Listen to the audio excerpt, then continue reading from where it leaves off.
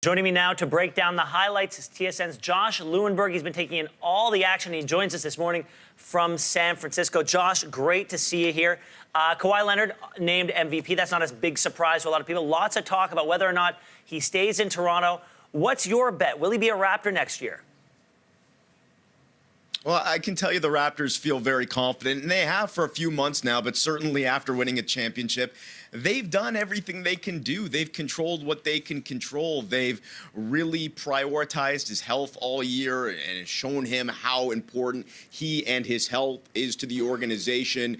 Now they've reached their goal of winning a championship. Of course, they can offer him more money and an extra year compared to any other team. So they've done everything they can do. In the end, if he decides he wants to play in a warm weather climate, if he wants to play closer to home, he's going to go to LA, and those are things the Raptors just can't do anything about. But I think they feel pretty good about the sales pitch that they can make in just a few weeks from now. Well, the other big star, Kyle Lowry, longest tenured Raptor. Huge moment for him last night. There was a lot of knocks against him. Did he have what it takes to be the floor general of an NBA championship team? What did he go through yesterday in terms of how the world is going to remember him? Yeah, this run has meant a lot to Kyle Lowry, probably more than anyone else on the team. Of course, he's been a Raptor the longest now, 7 years, and it's been a complicated up and down relationship that he and the Raptors have had. But the one thing about Kyle Lowry, whether he's scoring, whether he's shooting the ball well, he brings it every night. He's got a passion for the game. He plays the game hard. It comes through in the things that he does on the court, whether it's taking charges, diving for loose balls. So for him now to have the validation of not only being a guy that's been here for a long time, but also now having the success, a championship to go along with it, it was a moment that seemed to mean a lot to him, as it should have.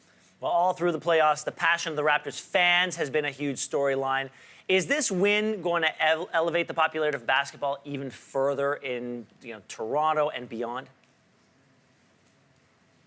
I think so. We hear all the time about the Vince Carter effect that we're now seeing 10, 15, 20 years after Vince played in Toronto. All these kids that are coming up through the ranks and playing in the NBA now, whether it's Jamal Murray, Nick Stauskas, a few of the older guys, Corey Joseph and Tristan Thompson, they all talk about watching Vince at the ACC as a kid, going to see Raptors games, or even on TV, the slam dunk contest, all those where were you when moments. And it was one of the things that inspired them to play basketball, to choose basketball over, let's say, hockey or soccer or baseball. Now you've got Kawhi Leonard, the shot to win the game in Game 7. I'm sure a lot of kids watching that, going out into the driveway and emulating that game-winning shot in the baseline. And a Raptors championship, this is as far as they've ever gone, the most success that they've ever had. So I do think more and more we're going to see it over the years. More and more kids are going to be inspired by this. It's going to turn more fans, if it hasn't already, and